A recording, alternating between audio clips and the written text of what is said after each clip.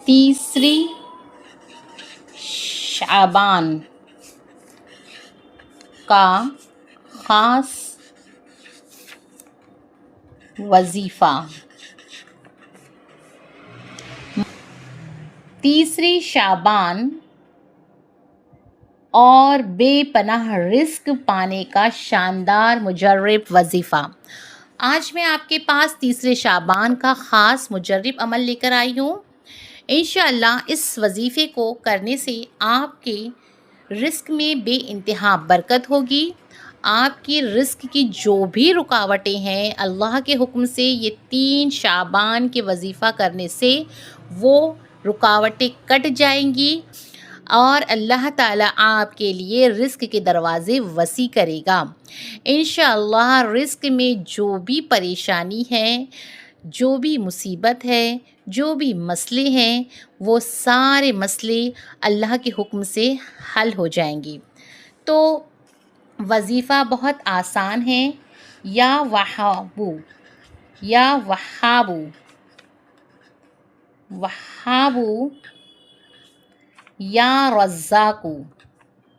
یہ خاص شعبان میں رزق کے لیے وظیفہ ہے، تو میں چاہوں گی، آپ کی بہن یہ چاہے گی کہ آپ یہ وظیفہ ضرور کریں تاکہ آپ تمام کے گھر میں اللہ کے حکم سے رزق کے تمام مسئلے حل ہو جائیں اور رزق کے لیے بے پناہ دروازے کھل جائیں انشاءاللہ۔